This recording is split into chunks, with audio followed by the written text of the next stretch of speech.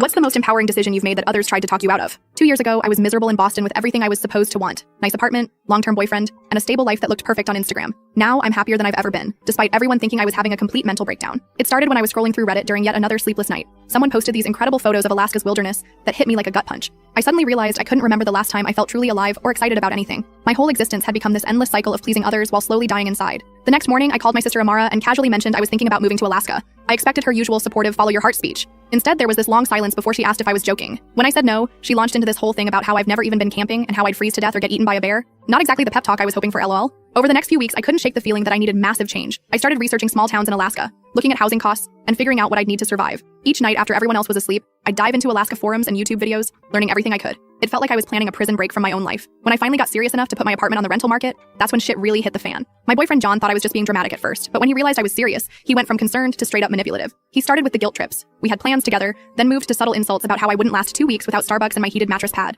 The final blow was him telling me I was being pathetically cliche, just another privileged girl having a quarter-life crisis thinking Alaska would somehow fix my problems. My best friend Catalina was a bit more tactful, but equally discouraging. She kept sending me articles about seasonal depression and isolation in Alaska. Then came the group intervention. Catalina, Amara, and 2 other friends sitting me down for what they called a reality check. Like they put in effort to talk me out of this. My parents were surprisingly the least opposed, though my mom did ask if I could just try therapy first before moving to actual wilderness. Fair question, TBH. The worst part wasn't even the opposition. It was how everyone suddenly treated me like I was fragile or stupid. People started speaking to me in that careful tone you use with someone who's one bad day away from a complete breakdown. Friends would exchange these little glances when I talked about my plans. My ex literally patted my hand once and said, "Maybe we should talk about this when you're feeling more yourself." But here's the weird thing. The more everyone tried to talk me out of it, the more certain I became that I needed to go. It was like their doubt was fuel. I started selling everything I owned, researching winter survival skills, and applying for remote work I could do from anywhere with decent Wi-Fi. The day I booked my one-way ticket, I posted it on my Instagram story. Within minutes, my phone was blowing up. The messages ranged from concerned to downright angry. One of my college friends literally wrote, "This is the dumbest thing you've ever done, and that includes dating Kyle sophomore year," which actually made me laugh. 2 months later, I landed in Anchorage with 2 suitcases and a plan that was sketchy at best. That first week was rough NGL.